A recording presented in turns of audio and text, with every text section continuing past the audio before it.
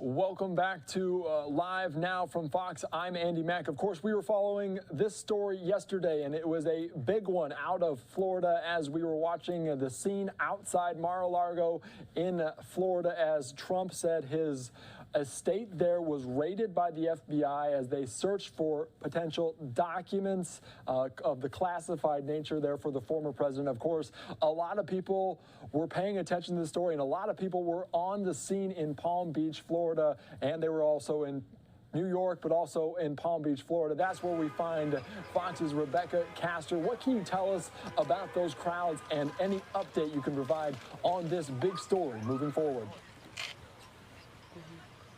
Good evening, Andy. Well, the FBI and Department of Justice aren't talking at this point, but sources tell Fox News that this raid comes after a breakdown in negotiations between Trump's team and federal law enforcement about the handing over of those classified documents. Now, while Trump is not at Mar-a-Lago today, that has not stopped hundreds of people from coming out here between last night and today. Many here to show support, some here to criticize. Outside Mar-a-Lago, it resembles a Trump rally. Dozens of flags supporting the former president. Others there to make it clear they don't support another Trump presidency. Every socialist country, they go after the rival, okay? And this is what's going on here. They know that he's guilty of something, and he's going to go down for this, and it's going to be a great day, man. Protesters outside Trump Tower in New York City believe the raid is part of a political move.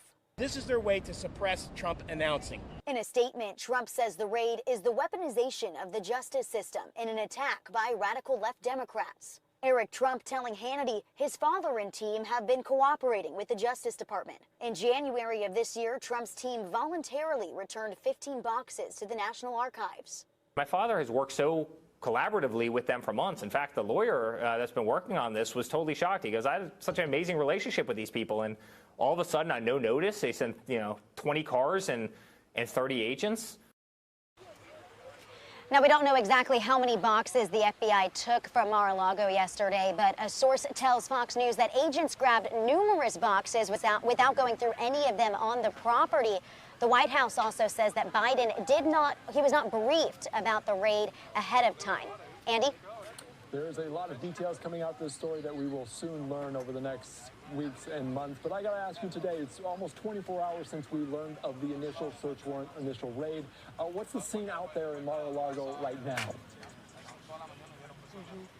Well, like you can see in the video, there's still, a great crowd out here. You can't see it behind me. They're actually right in front of me. We don't want to show some of their flags on camera just in case of profanities, but the crowd has grown significantly throughout the day. As people are getting off work, it seems like they are coming out here to show their support for President Trump.